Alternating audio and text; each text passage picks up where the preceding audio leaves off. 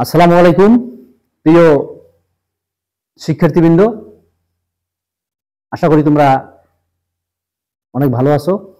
আলহামদুলিল্লাহ, আমিও ভালো আছি। শুভ সকাল। আজ আমি তোমাদের বাংলা ব্যাকরণের পদ সম্পর্কে আলোচনা করার চেষ্টা করব। তোমরা সবাই মনোযোগী হও এবং বোর্ডের দিকে আকৃষ্ট হও। পদ, আমরা শুরুতেই জানবো যে পদ কাকে বলে। বাক্যের অন্তর্গত প্রতিটি অর্থবোধক শব্দকে পদ বলে। আমি একটু লিখে দেওয়ার চেষ্টা করতেছি যে পদ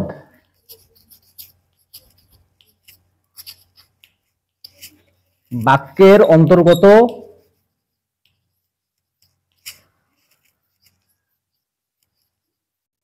প্রতিটি অর্থবোধক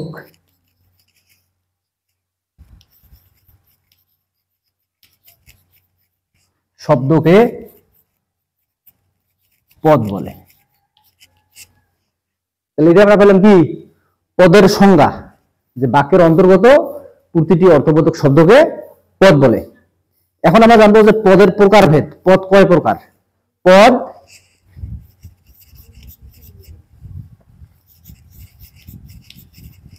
5 প্রকার।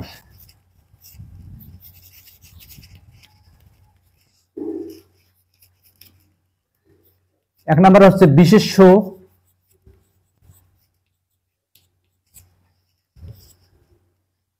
দুই নম্বর হচ্ছে বিশেষণ,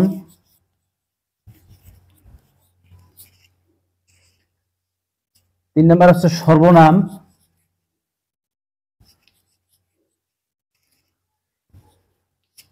চার নম্বর হচ্ছে অব্যয়,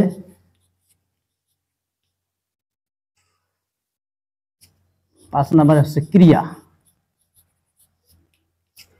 তাহলে পদের সংজ্ঞা আমরা কি বললাম? যে বাক্যের অন্তর্গত প্রতিটি অর্থবোধক শব্দকে কি বলে? পদ বলে। পদ হচ্ছে কি? 5 প্রকার। পদ 5 প্রকার। এক নম্বর হচ্ছে বিশেষ্য, দুই নম্বর হচ্ছে বিশেষণ, তিন নম্বর হচ্ছে সর্বনাম, চার নম্বর হচ্ছে অব্যয়, 5 নম্বরে ক্রিয়া।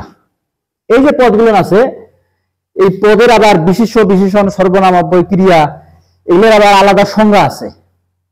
এতদিনে মানে একদিনে হয়তো বা এতগুলো তোমার মাথায় ঢুকবে না। আমি পরবর্তী ক্লাসে একটা একটা করে একদিন বিশেষ্য আলোচনা করবো, একদিন বিশেষণ, একদিন সর্বনাম, একদিন অব্যয়, একদিন ক্রিয়া।